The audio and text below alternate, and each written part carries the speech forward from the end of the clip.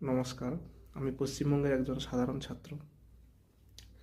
আর ছাত্রদের জন্য খুবই অসম্মানজনক ঘটনা ঘটেছে। কারণ ছাত্রদের বা আমার পরের স্থানে যিনি ছাত্ররা বসিয়ে রাখেন তাদেরকে লাথি মারা হয়েছে। তাদের অসম্মান মানে বাবা মায়ের অসম্মান, তার বাবা মার অসম্মান মানে আমাদেরও অসম্মান। সেই জন্য আমি একটা কবিতা লিখেছি, সেইটা তোমাদের পাঠ করে শোনাচ্ছি। হায়রে কি দুর্দিন এলো, শিক্ষকেরাও লাথি খেলো। হায়রে কি দুর্দিন এলো, শিক্ষকেরাও লাথি খেলো।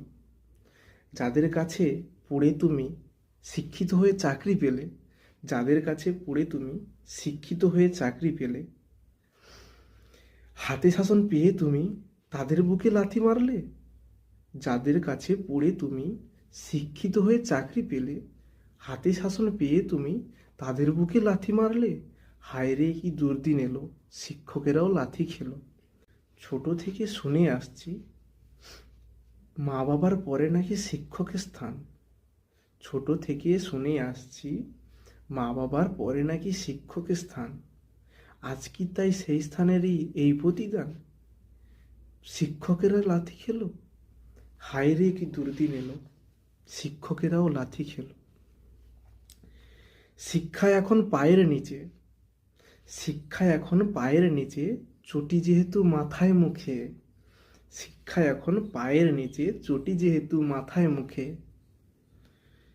হায়রে কি দুর্দিন এলো, শিক্ষকেরাও লাথি খেলো। মানুষ হয়েছ যাদের জন্য, মানুষ হয়েছ যাদের জন্য, সভ্য সমাজে মিশেছ যাদের জন্য, তাদের এখন ভুলে গেলে। মানুষ হয়েছ যাদের জন্য, যাদের জন্য মিশছ সভ্য সমাজে। মানুষ হয়েছ যাদের জন্য, যাদের জন্য মিশছ সভ্য সমাজে, তাদের এখন ভুলে গেলে, তাদের বুকে লাথি মারলে। হায়রে কি দুর্দিন এলো, শিক্ষকেরাও লাথি খেলো। চাই না আমরা, চাই না গো, এমন শিক্ষা চাই না গো। চাই না আমরা, চাই না গো, এমন শিক্ষা চাই না গো। ফিরিয়ে দাও, ফিরিয়ে দাও আমাদের শিক্ষকদের মান সম্মান।